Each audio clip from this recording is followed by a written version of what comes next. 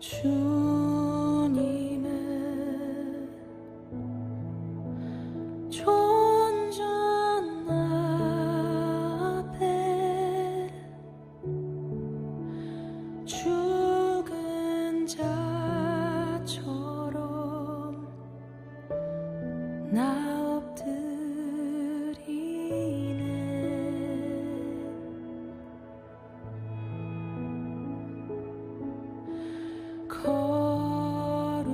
거룩함 그 거룩함 앞에 나의 모든 것 밝혀질 때에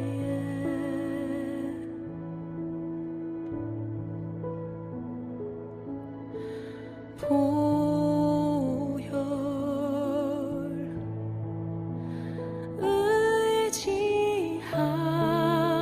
의지함으로 보좌 앞으로 나아가네.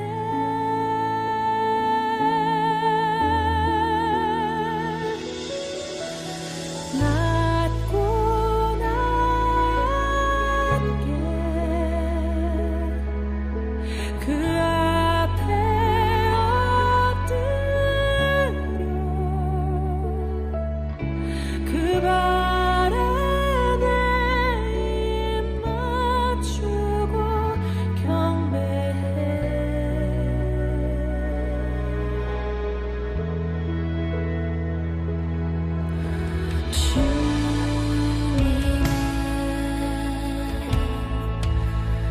존전 앞에 죽은 자처럼 나 엎드리네.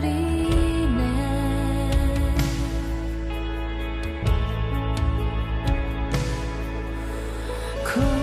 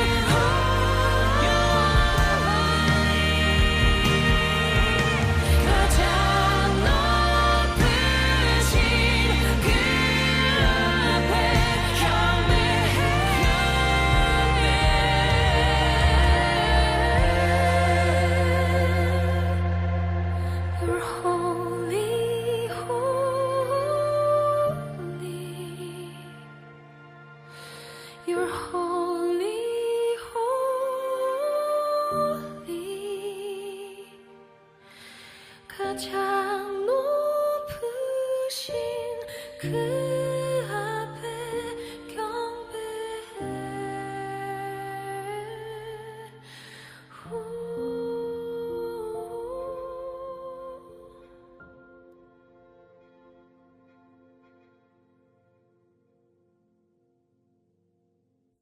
고린도전서 10장 31절부터 33절 같이 한번 읽습니다. 그런즉 너희가 먹든지 마시든지 무엇을 하든지 다 하나님의 영광을 위하여 하라. 유대인에게나 헬라인에게나 하나님의 교회에나 거치는 자가 되지 말고 나와 같이 모든 일에 모든 사람을 기쁘게 하여 자신의 유익을 구하지 아니하고 많은 사람의 유익을 구하여 그들로 구원을 받게 하라. 고린도전서 10장 31절부터 33절까지 말씀 같이 봤습니다. 무엇을 하든지 하나님의 영광을 위해서 하라. 먹든지 마시든지 무엇을 하든지 하나님의 영광을 위해서 하라 그랬고, 자신의 유익을 구하지 아니하고 많은 사람의 유익을 구하여 그들로 구원을 받게 하라 그렇게 말씀을 했습니다. 사람이 살면서 뭘 하잖아요. 뭘 이렇게 하며 살잖아요. 우리가 뭘 하며 사는데 그때 우리가 왜 하느냐 이유를 모르면 그 의미를, 그러니까 왜 하는지 그 이유를 모르면은 우리가 뭘 할 때 굉장히 목표 지향적으로 가겠죠. 그러니까 뭐 내가 뭘 해야 되겠다 그러면 계속 그걸 함으로써 성취하려고 그러는 거잖아요. 그죠? 근데 왜 하는지를 알아야 될 거 아니에요. 왜 하는지 이유를 알아야 될 거 아니에요. 목적. 먹는 거, 마시는 거, 그래 잘 먹고 잘 살자. 그게 우리의 목표라면 실제로 잘 먹고 잘 살았을 때 내가 왜 잘 먹고 잘 살아야지?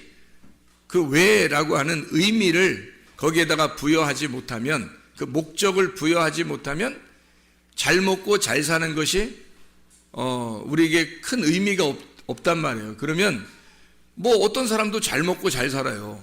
이 사람도 성공했다고 해서 잘 먹고 잘 살고, 근데 잘 먹고 잘 사는 게 목표가 됐으니까 그게 다 이루어지면 왜라는 의미가 없으면 그것으로 완성이 된 거잖아요. 끝났잖아요. 그러니까 성취감, 자기가 이렇게 잘 먹고 잘 살게 되었다, 끝, 이렇게 된단 말이에요. 그러니까 성취하고 자기는 목표를 달성했으니까 성취하고 끝난단 말이죠. 근데 사실은 왜 그렇게 내가 해야만 하는지를, 왜 내가 이렇게 먹어야 되고 왜 마셔야 되는지, 목표라고 하는 것하고 목적이라는 게 굉장히 다르죠. 선생님이 돼야 되겠다, 의사가 돼야 되겠다, 목사님이 돼야 되겠다, 찬양 인도자가 돼야 되겠다, 그러면 돼야 되겠다는 것은 목표지. 근데 왜 돼야 된다는 것은 목적이죠. 그러니까 목표를 따라서 살 거냐 아니면 목적을 따라서 살 거냐. 그러니까 목표를 지향적으로 산다면 목표가 이루어지면 끝이에요. 대학을 좋은 대학 들어가야지, 그리고 좋은 직장에 들어가야지, 결혼도 잘해야지, 그리고 잘 먹고 잘 살다가 그 다음에 죽어야지, 이제 이렇게 그 단계별로 목표를 세워가지고 쭉 해나간다는 거예요.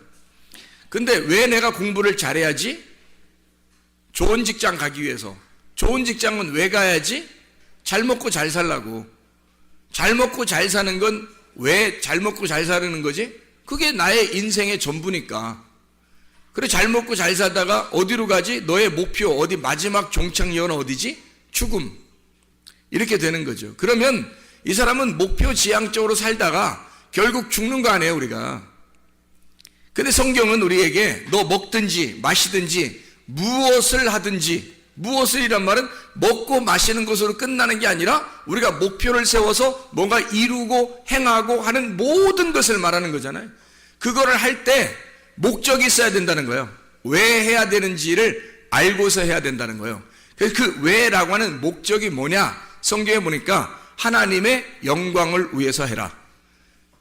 너 자신을 위해서 하지 말고 하나님의 영광을 위해서 해라.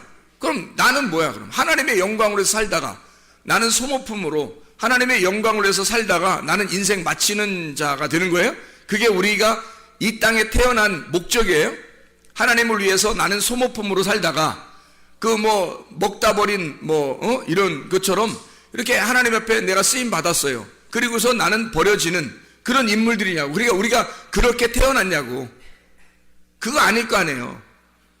우리가 목적이 너 하나님의 영광을 위해서 하라는 말이 하나님 영광을 위해서 하라면 우리는 그러면 그 목적을 다 아무것도 하나님을 위해서 나는 아무것도 아니야 그럼? 여기에 33절에 보니까 뭐라고 되어 있냐면 고린도전서 10장 33절에 보니까 자신의 유익을 구하지 아니하고 모든 사람의 유익을 구해서라고 되어 있어요.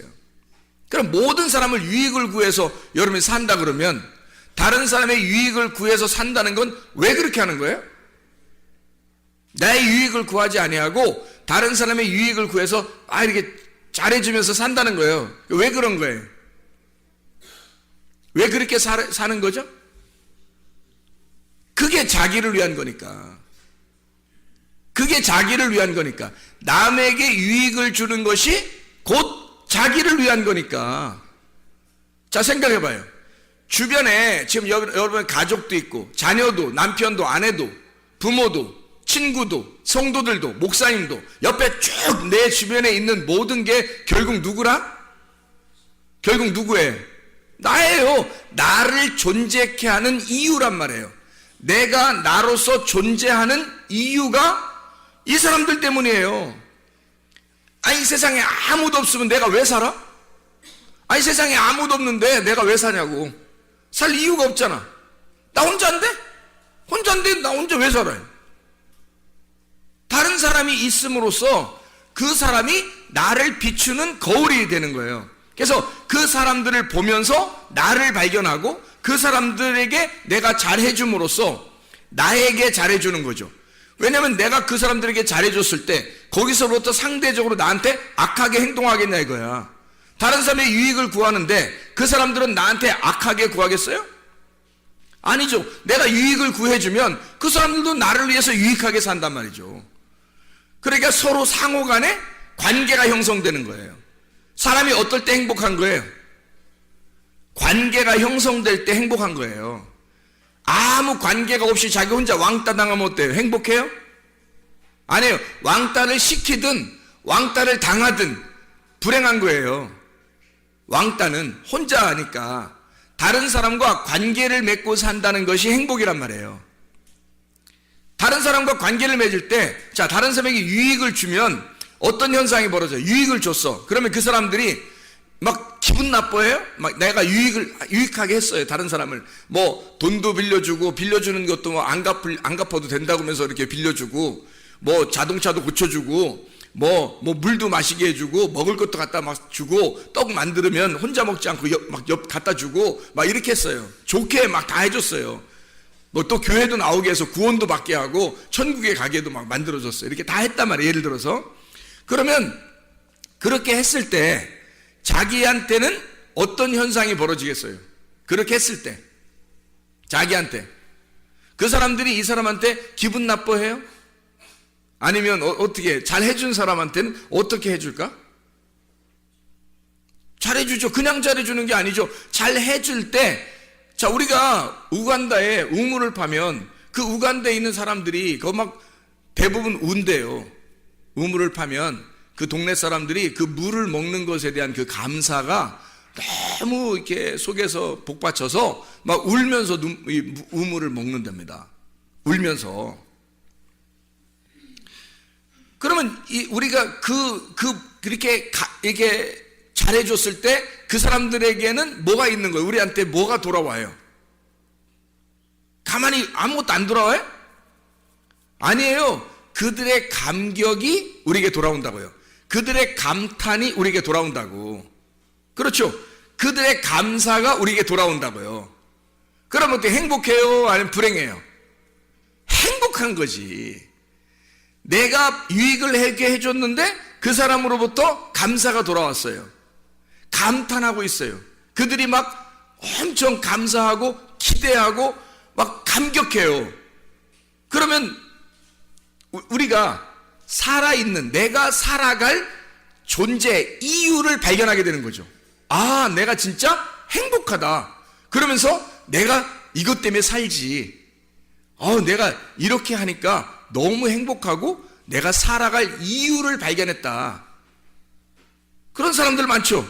다른 사람들의 감격함을 보고서 다른 사람들이 나 때문에 감탄하는 것을 보고 은근히 자기 자신이 어떻게 해요? 막 밑에 깔아지는 것 같아요. 뭔가 우리를 세워주는 것 같아요. 세워주는 거죠. 우리는 그 사람에게 유익하게 함으로써 나를 밑으로 내렸더니 그 사람들이 우리에게 감사함으로써 위로 올리더라는 거죠. 그러면 그게 어떻게, 그 사람들, 다른 모든 사람들보다 내가 어떻게 됐다는 거예요? 우월감을 가졌다는 거예요? 아니면 막 비천해졌다는 거예요? 우월감을 갖게 되는 거죠. 여러분, 가정에서 남편이 인정하는 아내, 기분 좋을까 안 좋을까요? 기분 좋죠. 반찬을 만들어줬는데 남편이 나는 딴 데 식당에서 먹고 싶지가 않아. 우리 집에서 먹는 게 너무 행복하고 맛있어. 그러면서 세상에 손이 어떻게 된 거야? 손이 어떤 손이길래 이렇게, 이건 마법의 손이야. 어떻게 만든 거야? 혹시 손 안 씻고 만드는 거야? 짠내가 딱딱 들어가면서 맛을 그렇게 맛나? 다시다 같은 게 안 들어가도 될 만큼 이렇게 맛이 잘 정교하게 이루어진 게 혹시 손을 안? 왜 이렇게 맛있는 거야? 도대체가 당신이 된장국을 끓이면 된장국을 끓인 대로, 반찬 멸치를 하면 멸치 있는 대로, 세상에 이게 무슨 궁중 음식 같고 천국의 음식 같은 거야, 막. 아니, 하늘에 만나가 있다면 이 땅에는 이 멸치가 있다. 하늘에 만나가 있다면 이 땅에 무슨 그 된장국이 있다, 멸국이 있다, 막 이렇게 한다면 부인이요, 그 다음번에 반찬 만들 때 연구할까 안 할까요? 연구를 당연히 하겠죠. 왜냐면 이렇게 감탄하는 남편이 있는데 세상에 연구 안 하겠어요?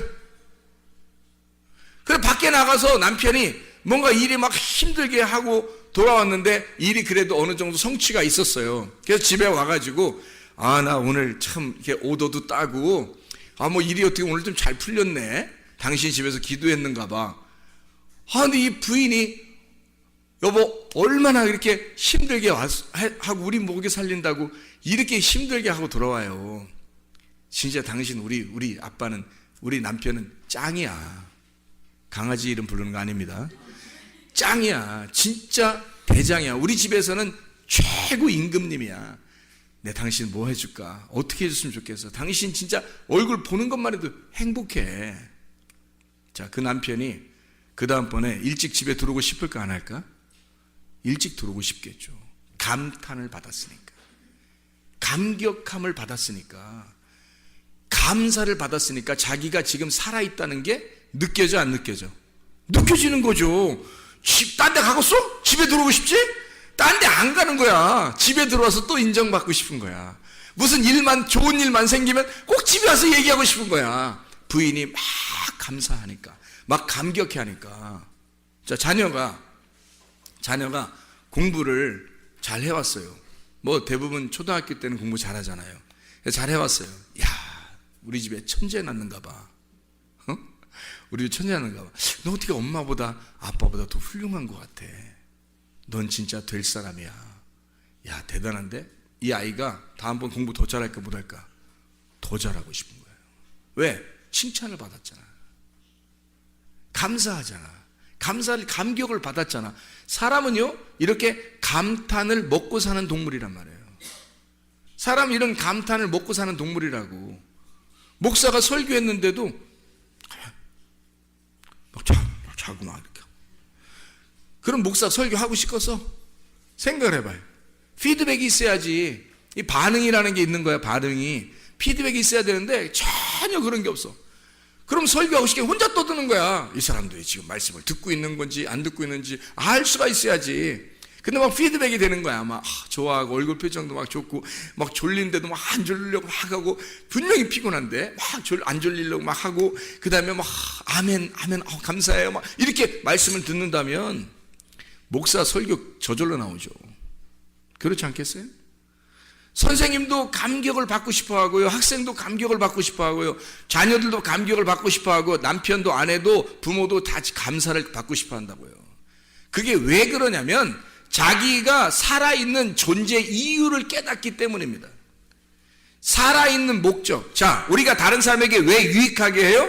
그들의 감탄을 보고 싶어서 그런 거예요. 이해하겠습니까? 결국 누구를 위한 거예요? 자기의 살아있음을 보고 싶은 거예요. 자기가 살아있음을, 그 존재 이유를 발견하기 위해서 내가 나의 존재 이유를 발견하게 된다는 거지. 다른 사람에게 유익하게 함으로써 그 사람들의 감사와 감탄을 통해 나는 살아있음을 깨닫는 거죠. 자, 행복이라는 게 뭐예요? 행복이라는 게 뭐예요? 영혼이 살아 숨쉬는 게 행복이란 말이에요. 나의 영혼이 기뻐하고 나의 영혼이 즐거워하고 내 영혼이 살아있는 것 같은, 내 영혼이 살아 숨쉬는 것 같은 거, 이게 행복이란 말이에요. 여러분, 육체적으로 밥 먹는 것도 행복이지만, 뭐 마시는 것도 행복이지만, 잠자는 것도 행복이고, 노는 것도 행복이지만, 운동하는 것도 행복이지만, 진짜 행복은 우리의 영혼에 살아 숨쉬는, 내 영혼이 진짜 살아있다는 걸 깨달을 때 그게 행복이란 말이에요. 하나님은 그렇게 우리를 창조하셨다고. 그래서 감사하는 사람, 내가 유능한 사람이 됐다, 내가 우월한 사람이 됐다, 내가 그래도 나 괜찮은 사람인가 봐, 이런 느낌이 들을 때, 그럴 때 이 세상에서 내가 살아갈 용기가 나고 존재 이유를 발견한단 말이에요. 그래서 하나님은 그걸 미리 아시니까 고린도 전서를 통해서 바울이 이렇게 쓰는 거예요. 너 하나님의 영광을 위해서 모든 것을 전념해봐라. 그게 너의 삶의 목적이 될 것이다. 그리고 그 삶의 목적을 위하여 너는 모든 것을, 모든 사람에게 다른 사람을 유익하게 함으로써 살아봐라. 그러면 너의 존재를 발견하게 될 것이다, 이 말이에요. 그렇게 사람들은 반대로 자기를 위해서 살아요. 나의 유익이 무엇일까? 나의 유익이 무엇일까를 살으면 다른 사람에 의해서 감사함과 감격과 감탄은 다른 사람에게서 오는 건데 그게 안 오는 거예요. 그게 안 오니까 자기 혼자 왕따가 되는 거야. 혼자 외롭고 혼자 알아줘야 되고 혼자 자기를 바라봐야 되니까 얼마나 힘드냐고. 그러니까 다른 사람과 더불어 관계가 없잖아요. 관계가 없으니까 행복이 없는 거야. 다른 사람과 관계가 있어야 이게 행복인데, 하나님도 오죽하면 우리하고 우리가 되자 그러잖아요. 하나님도 오죽하면 그 관계를 위해서 하나님이 우리 보고 야 나하고 너 하자 이게 아니고 야 우리 하자, 우리 하자, 우리 하나님이라고 불러라, 나를 우리 하나님이라고 불러라, 그렇게 가르쳐 주잖아요. 우리한테 우리라는 말을 가장 많이 쓰는 나라가 어디예요? 세상에서 우리나라밖에 없어요. 다른 나라들은 뭐 우리나라라고 잘 안 해. 나의 나라라고 그러지 우리나라라고 잘 안 한다고. 근데 우리나라는 꼭 우리나라라고 그래. 우리 가정, 우리 집, 우리 교회, 뭐 우리 선생님, 뭐 우리 엄마, 아무나 데려다가 우리 엄마라 그래. 아무나 데려다가 우리 부인, 우리 아내야, 아무나 데려다가 일로 와봐 우리 아내. 어떻게 하자는 거야? 우리 딸, 이 사람이 난 것도 아닌데, 우리 딸, 우리 아들, 이 사람이 난 것도 아닌데, 소개시킬 때 그러죠. 우리 아들, 우리 딸, 같이 난 거야? 같이 난 거 아니잖아. 근데도 우리라는 말을 가장 많이 쓰는 나라가 아마 전 세계에서 우리나라일 거예요. 전 세계에서. 그렇게 우리를 좋아해요. 근데 이게 왜 그러냐면 우리라는 말이 들어갈 때, 우리가 될 때 행복을 느끼기 때문입니다. 하나님도 우리라는 말을 할 때 행복해해요. 그래서 우리 하나님, 그걸 진짜 알고 우리가 하나님과 내가 서로 떨어져 있는 거 아니라, 당신과 내가 서로 다른 존재가 아니라 하나님과 나는 당신에게서 나온 존재, 나는 당신의 품 안에 있는 존재입니다. 나는 당신과 하나입니다. 우리 하나님이라고 하면 하나님이 굉장히 좋아하셔요. 하나님이 우리라고 했으니까 하나님이 야 네가 나하고 떨어져 있는 게 아니라 관계를 맺고 살려고 하는구나, 나하고 같이 살려고 하는 걸 좋아하는구나, 네가 나를 우리라고 하다니 참 좋다, 행복하다. 하나님도 행복하셔요. 우리도 행복하게 되고. 우리라는 말 그래서 관계를 떨어져서는 살 수 없으니까 사람이 그 관계에서 내가 나를 감탄할 수는 없어요. 뭐 이런 사람도 있지. 거울 쳐다보면서 자기를 자기 감탄하고 이런 사람도 있죠. 물론. 근데 그런 사람이 뭐 좀 정신적으로 안 좋은 사람들이 그렇게 하잖아요. 근데 대부분은 감사와 감탄은 다른 사람이 나에게 해줘야 되는 거라고.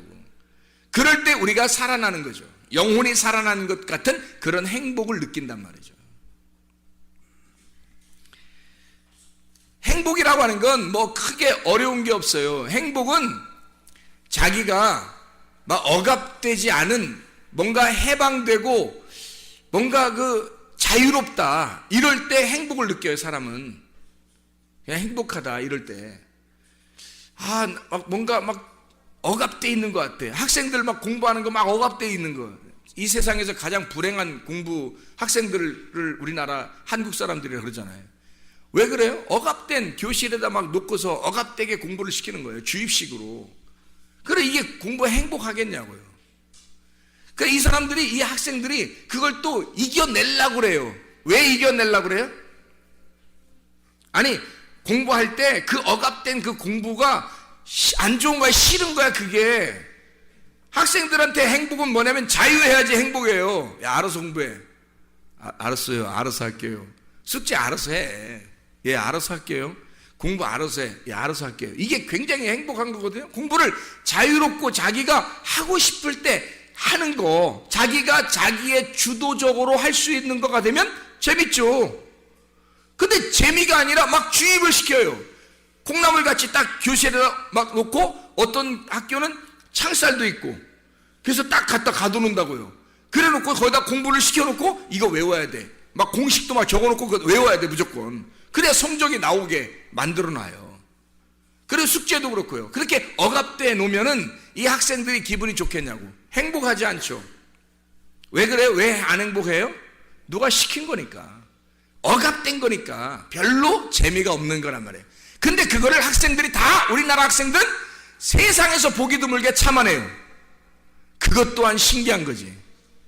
아마 다른 나라는 이렇게 했으면 별로 아마 이런 시스템을 별로 인정하지 않았을지도 몰라요. 그 분위기 자체가 그러니까. 가정도 그렇고. 근데 우리나라 학생들은 그걸 꿋꿋하게 참아요. 중학교, 고등학교 6년 동안을. 진짜 초등학교까지 합하면 12년 동안을 참아요. 왜 참을까요? 왜 참을까? 네? 왜 참을까? 그냥 참으라고 하니까. 그냥 참으라고 하니까 참아요? 그럼 왜 참아요? 여러분 왜 그걸 참아내면서 그걸 어려운 공부, 별로 행복하지 않은 공부를 그렇게 해야 돼? 왜요? 왜 참아내냐면 미래를 보장하기 위해서예요. 지금 내가 참으면 미래가 보장될 것 같은 거야.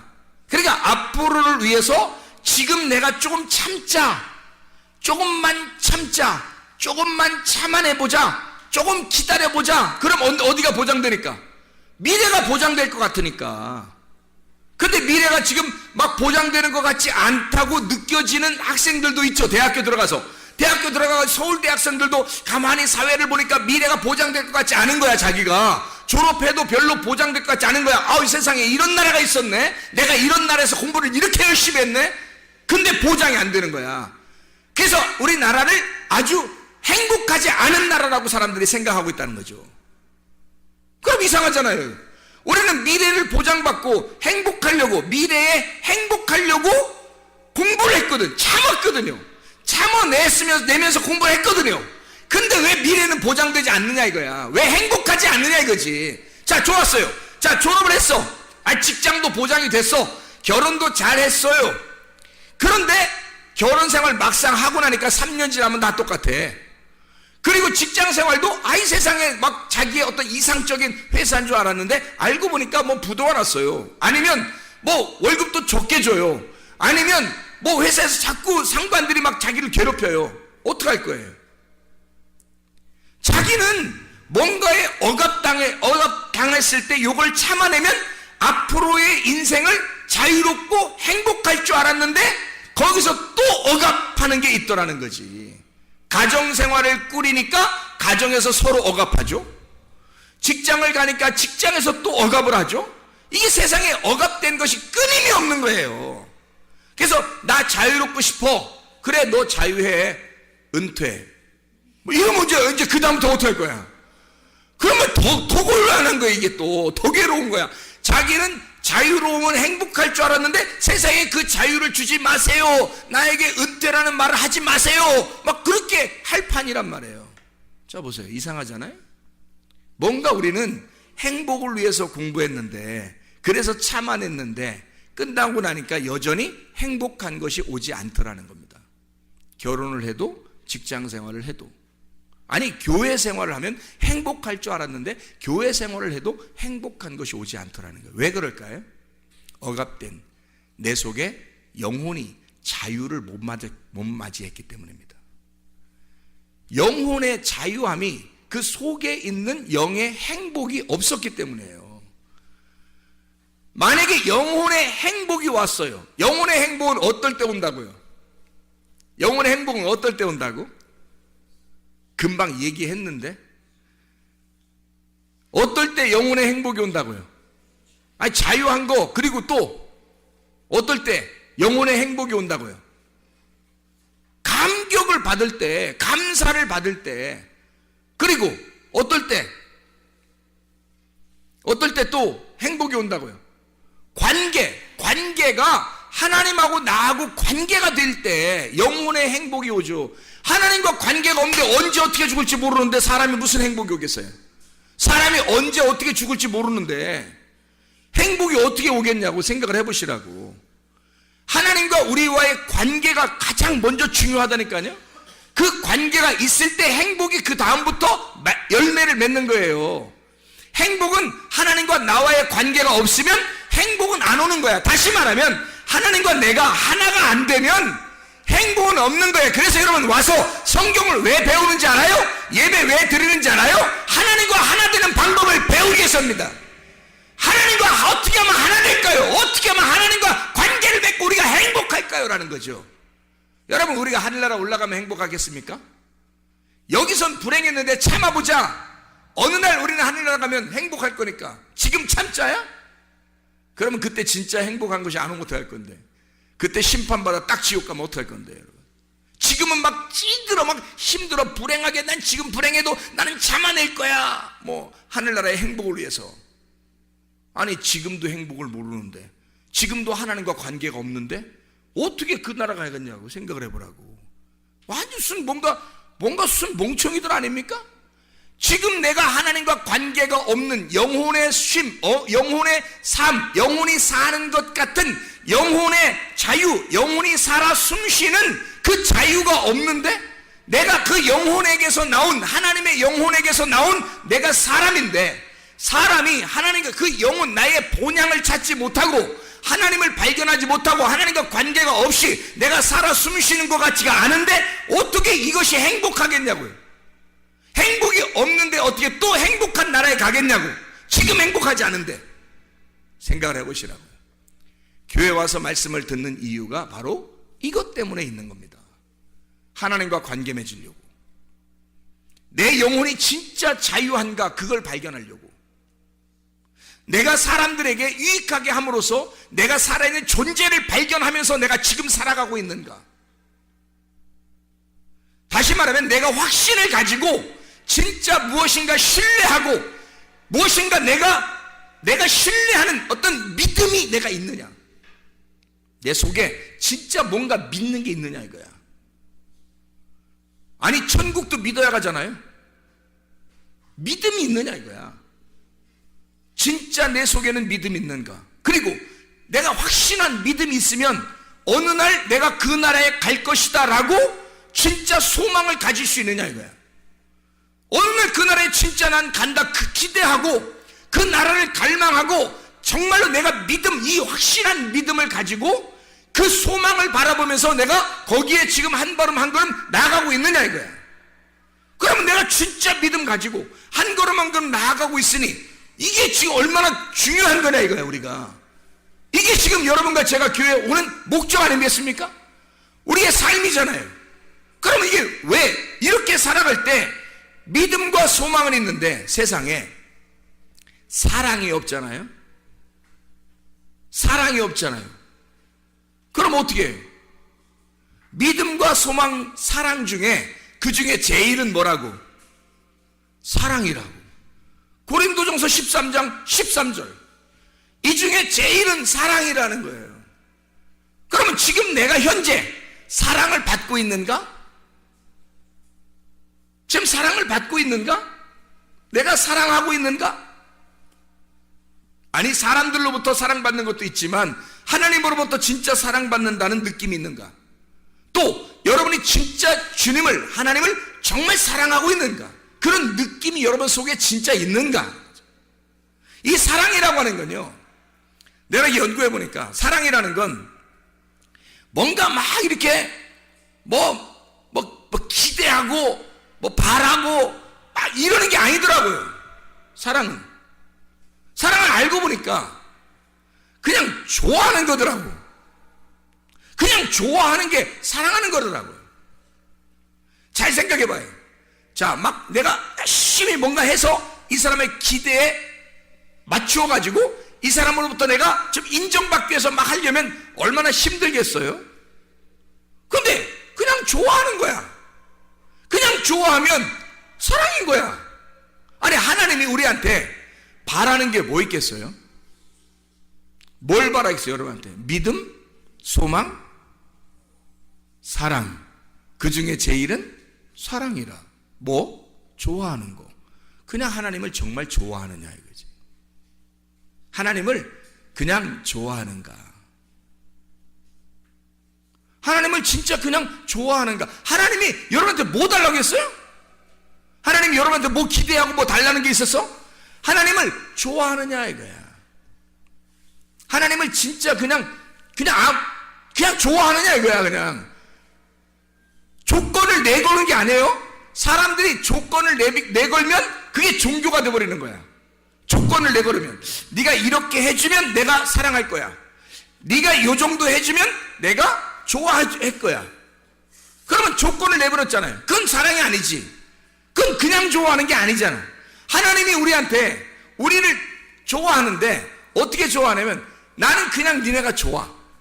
하나님이 우리한테 야, 나는 그냥 너네가 좋아. 그냥 좋아. 네가 어떻게 해도 좋아. 그래서 오신 거예요, 주님이. 나는 그냥 니네가 뭐 엄청 열심히 나한테 어떻게 해서 나 좋아하는 게 아니라 그냥 나는 니네가 좋아. 그런 거잖아요. 그게 사랑이죠. 하나님의 사랑은 기대하지 않는 사랑이라고. 근데 다 남녀들도 보면 다 기대를 해. 그래서 기대하니까 어떻게?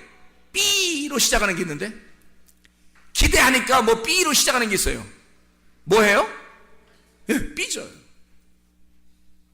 금방 삐져요. 금방 짜증내고 금방 화를 내요. 왜? 기대를 한 게 있단 말이에요. 이 사람이 나한테 이렇게 해주기를 기대하고 있는데 안 해준 거야. 말을 부드럽게 해야 되는데 조금 세게 나온 거야. 내가 기대하는 건 부드러운 건데 조금 세게 나왔어요. 기분이 안 좋죠. 그럼 B로 시작하는 게 딱 나오는 거죠. 자기도 모르게. 왜? 내가 기대했으니까. 나한테 당신이 요 정도 해줄 때 나는 당신을 이렇게 사랑하겠다고 결심을 했었거든. 그런 결심을 했기 때문에 이건 조건이 돼버린 거예요. 조건적 만남. 그냥 좋아서 만난 게 아니라 그냥 좋아하면 이런 조건들이 별로 없어져요. 사실은 그렇잖아요. 그냥 좋아하면 이런 조건들을 별로 내걸지 않는다고. 그냥 좋아하는 거라고. 내가 우리 집사람하고 같이 어딜 갔다 오면서 그냥 내가 그랬어요. 우리 집사람이 저보고 아이고 우리 귀하신 최 목사님 시간을 많이 이렇게 뺏겨서 어떻게 해요? 그래. 나보고 내가 워낙 그냥 성경 보고 이러니까 그래요. 그래. 내가 뭐라 그러냐면 내가 성경 보는 것도 너무 행복하고 좋은데 당신하고 이렇게 같이 얼굴을 맞대고 어디를 갔다 온다? 나 너무 행복해. 그냥 쳐다보고 가도 행복해. 나 당신한테 별로 기대하는 게 없거든. 난 당신한테 별로 기대하는 게 없어. 나는 많이 채워져 있거든요. 결핍이 별로 없습니다. 하나님으로부터 영혼이 내가 살아 숨쉬는 것과 같은 느낌을 가질 때 내게 부족함이 없는 겁니다, 여러분. 이게 시편 23편 1절의 말씀이에요. 여호와는 나의 목자시니 내게 부족함이 없으리로다, 이거예요. 내게 부족함이 없으리로다. 내가 바라는 게 없다, 이 말이에요. 내가 결핍이 없다. 내가 부족함이 없다. 내가 뭐 크게 기대할 만한 게 별로 없다. 왜? 다 채워져서. 여호와가 나의 목자가 되셔서 채워지니까 영혼에 쉼이 있단 말이에요. 영혼이 그냥 살아 숨쉬는 것 같단 말이에요. 영혼이 살아있는 것 같단 말이에요. 그러니까 그냥 좋은 거예요. 이렇게 해도 좋은 거고, 시간이 좀 딜레이 돼도 괜찮은 거고, 이러면 이런 대로 그냥 이렇게 오늘은 또 이렇게 지내라고 하는 건가 보다, 하나님이. 또 오늘은 이런 국밥을 먹고 싶었는데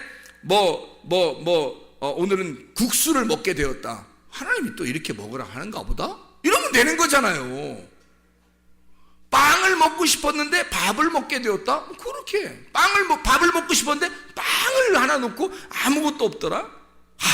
그것도 괜찮잖아요. 기대하는 것이 내 속에 크게 없으니까, 내가 바라는 것이 별로 없으니까. 근데 상대방은 여전히 뭔가 바라는 게 있을 거란 말이죠.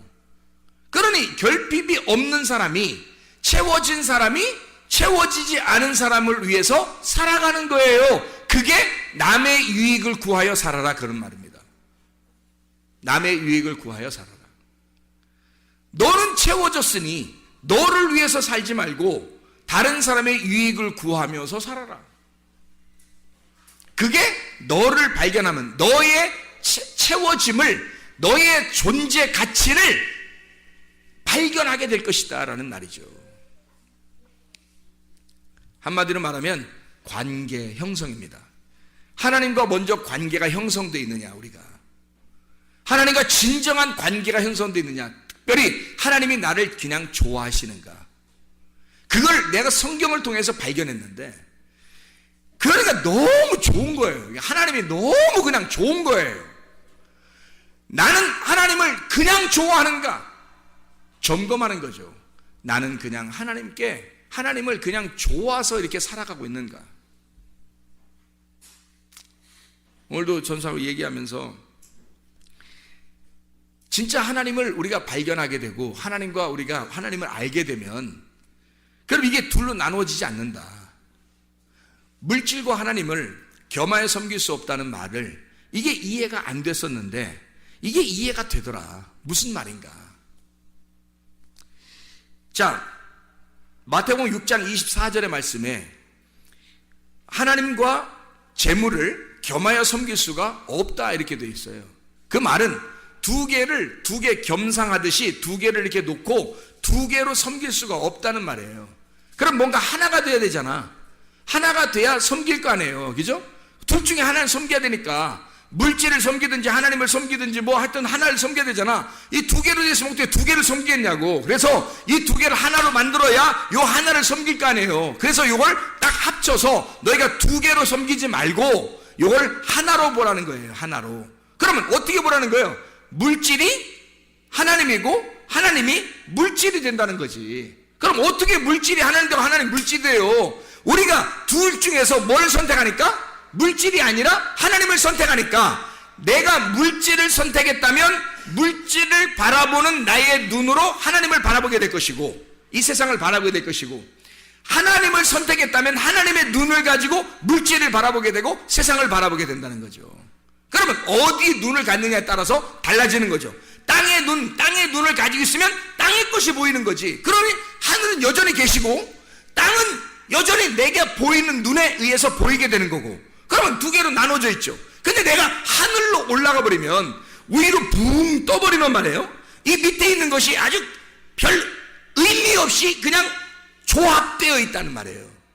이게 우리가 이 땅에서 막 땅을 쑤셔 들어가 땅에서 이렇게 막 나누어서 이렇게 옆에 사람들을 보니까 다 나누어져 있는 것 같지만, 우리가 하늘 위로 쭉 올라가 버리면 밑을 이렇게 보면 지구도 우주선을 탄 사람들이 이렇게 밖에서 이렇게 보면 지구가 어떻게 되더래? 파란 별처럼 보인다 그러잖아요. 그냥 이렇게 뭉쳐있는 하나의 공처럼 보인다는 거 아니에요. 하물며 비행기만 타고 올라가도 밑에 있는 아파트나 뭐 집이나 이런 것들이 다 무슨 성냥각처럼 이렇게 세워져 있고, 자동차 뭐 솔직히 자동차 막 지나다니는 거 막 슉슉슉 다녀요. 위에서 이렇게 비행기 타고 위에서 이렇게 보잖아요. 유리창으로, 비행기 유리창으로 보면은 무슨 개미들이 왔다 갔다 하는 것 같아요. 개미들이. 하물며 사람도 진짜 잘 안 보여요. 더 높이 올라가면 그냥 막 왔다 갔다 한다. 이렇게 하늘에 위에 올라가서 요걸 바라보면 이것이 하나의 뭉쳐진 덩어리로 보인단 말이에요. 다시 말하면 땅은 하늘에서 나온 존재라는 거지. 땅은 하늘에서 나온 존재니까 하늘에 올라가 버리면 땅을 알게 되는 거예요. 근데 땅을 내려와 있으면, 우리가 땅에 있으면 하늘은 여전히 하늘 저쪽에 있다고. 그러니까 땅에서 본 눈은, 우리의 눈은 두 개로 보이는 거고, 하늘 위에서 본 눈은 하늘에서 우리를 바라보면 하나로 보이는 거지.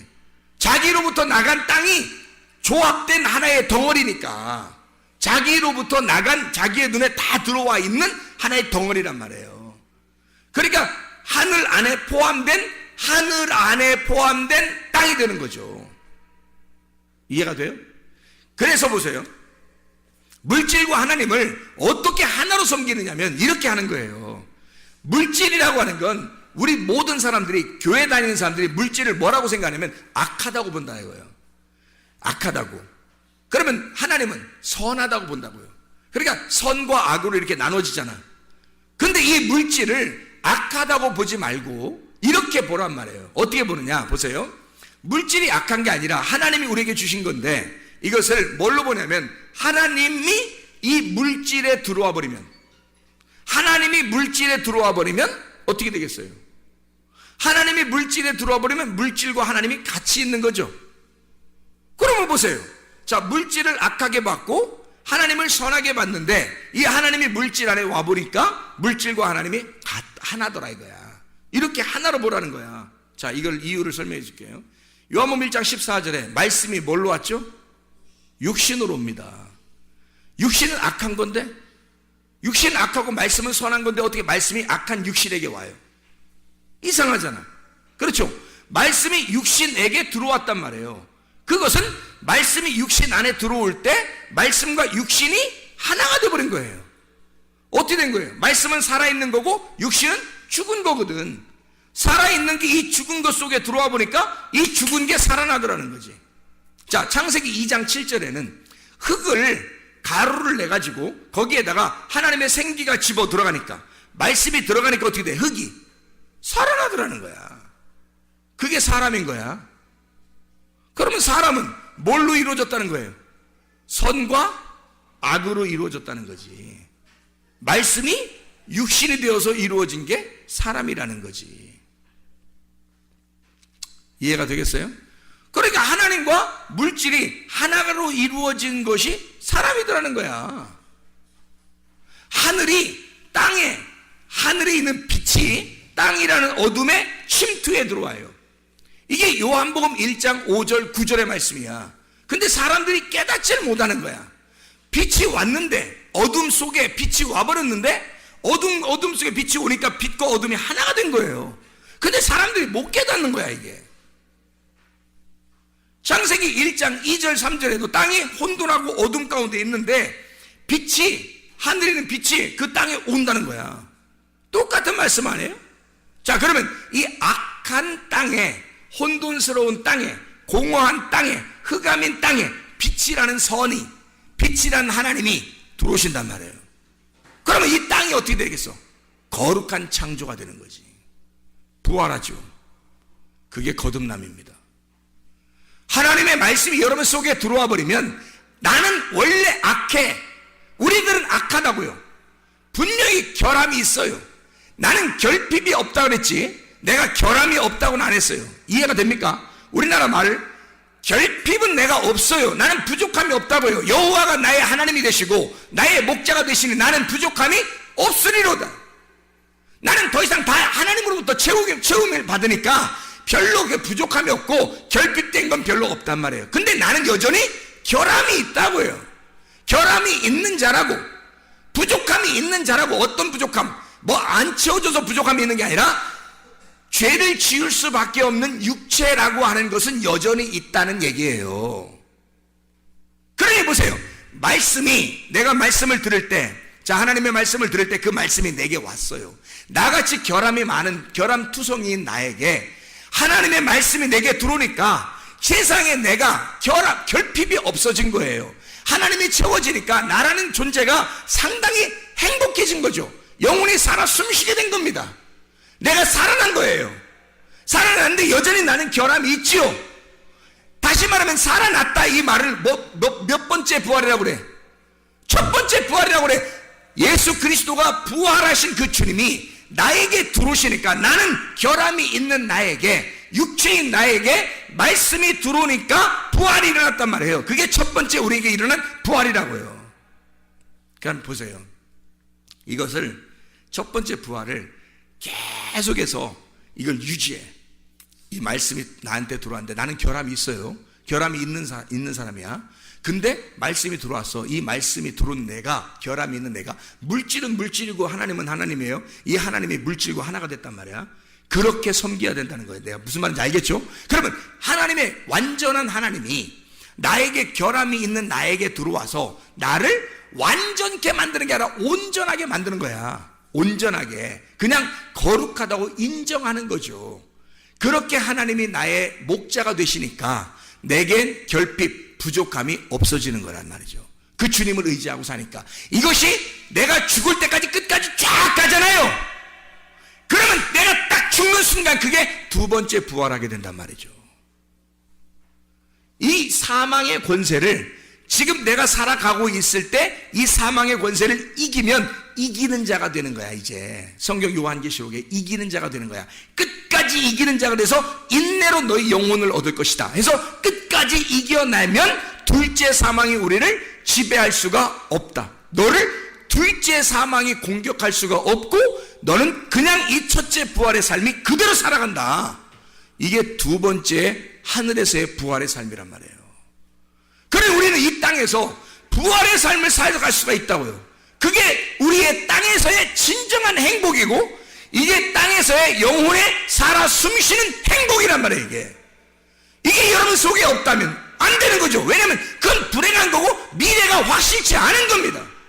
지금 현재 뭘 어떻게 살아야 될지도 모르는 거예요. 진짜 좋아하는 게 뭔지를 모르고 나의 결핍을 채우려고 엄청나게 막 아둥바둥하고 자녀를 통해서 내 결핍을 채워보려고 그러고 자기의 남편을 통해서 채워보려고 그러고 아내를 통해 채워보려고 그러고 친구를 통해 채워보려고 그러고 돈을 통해 채워보려고 지식을 통해 채워보려고 한단 말이에요. 채워지나요? 하나님에게서 나온 인간들이 하나님으로 채워지지 않으면 영혼의 결핍은 절대 채워지지 않습니다.